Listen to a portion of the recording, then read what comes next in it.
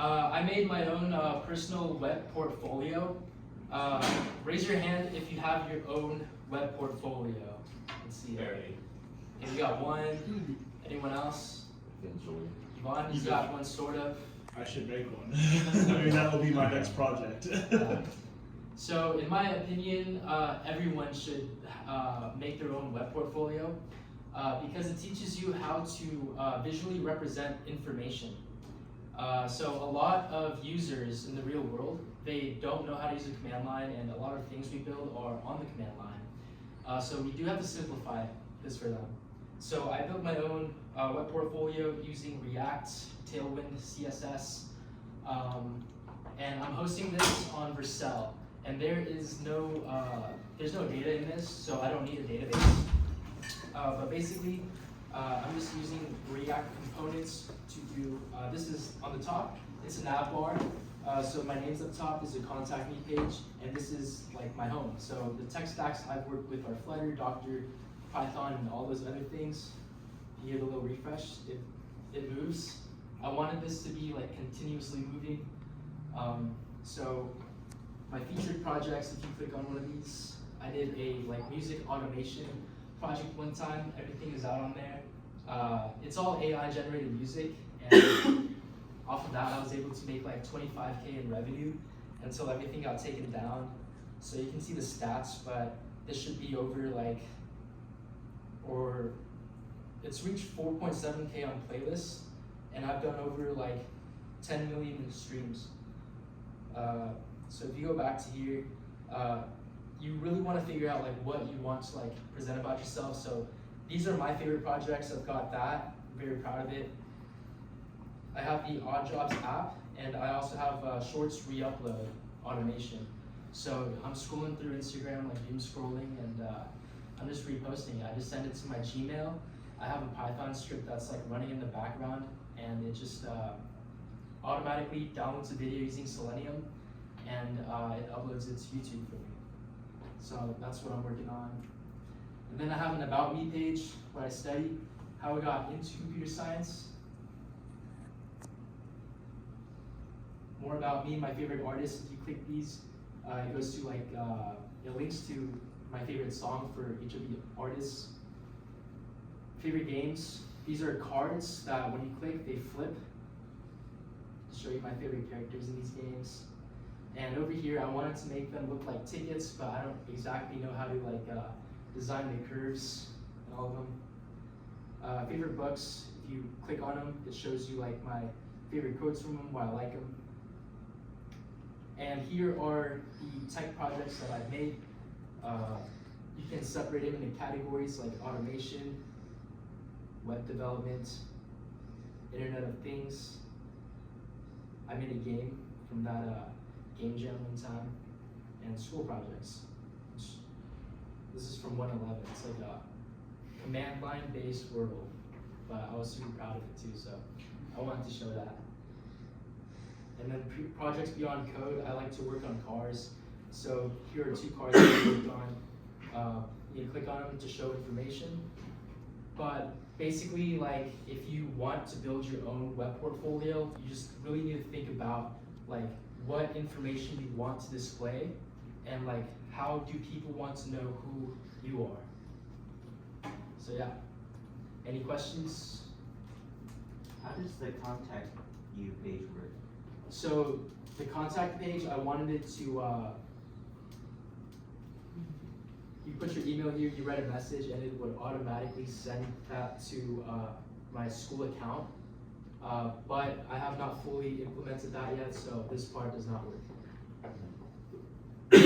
What stack is all this? React, Tailwind, CSS, and I host this on Vercel. No database. I saw some email hackings, and usually like if you want to send emails to your school email, they have very strong. I mean, they now have a very strong verifier for to verify the authority of the server who sent the email.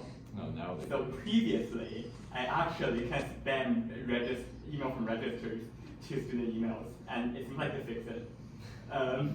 So in this case, I don't really think your server can send emails to your school email with your school email properly configured, so it'll end up in your trash properly.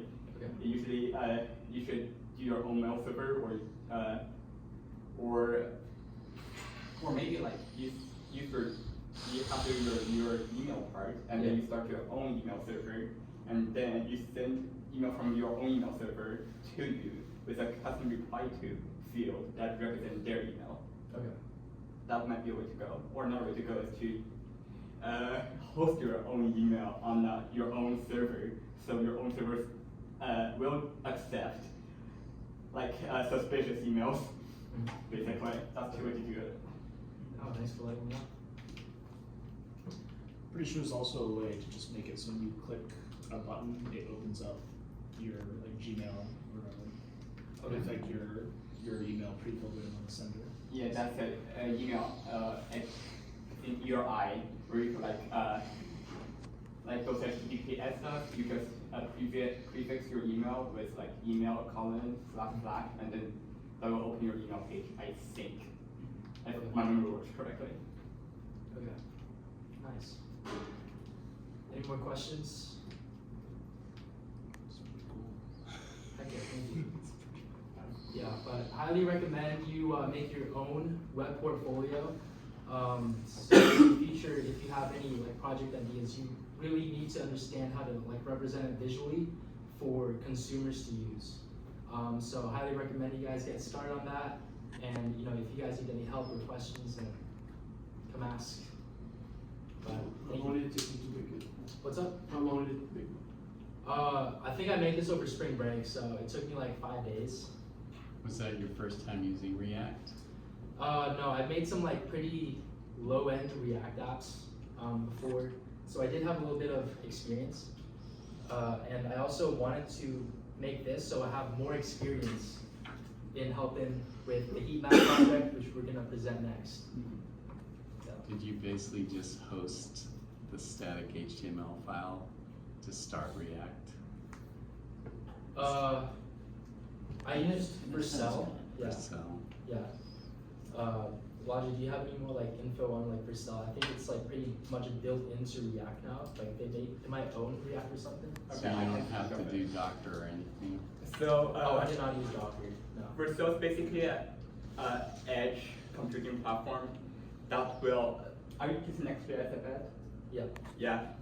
With Because the Next.js React? is a Vercel product, and they're very modular. When it compiles on Vercel, it will basically compile like each components into their separate functions, and then Vercel drops them on their own edge computing. So when Next.js compiles, it will output like static build, and then they'll have the server. They'll have API server, and they'll have an asset server basically, or like function. That scenario. That's and all free tier? There's a free tier, yeah. There's a free tier for 5 projects. In that scenario, when Next is being hosted, his static thing will be hosted on the static server. I will call it server, but it's a function actually. And if there's any server-side related stuff, then we'll request the server for results. And then I don't do you have APIs. If then there's APIs basically. Very nice. I like the interactivity on the pages as you were hovering around and the cars flipping. It's Heck nice. yeah. Heck yeah. Employers, I mean, it's cliche to say it, but employers get excited when they see AI integration. So any opportunity you have to do that You could just would be a good enhancement. mini AI, but You gotta make some more AI projects in here, guys. That's the move. the easiest way to All I do are AI projects. What do you mean? The easiest way to have AI on your website is basically if you want to use ChatGPT, then you use GPT-4o mini, something like that. Choose the cheapest model, and then in the API endpoints you could fine tune. I mean, I don't really need to use fine tune. I think you could upload your own data knowledge set, and then you could just basically rip off your project and then export it into a knowledge set and then give it to ChatGPT, and then you could say, oh, ask me about my information, something like that. Yeah. Yeah. Heck yeah. Awesome.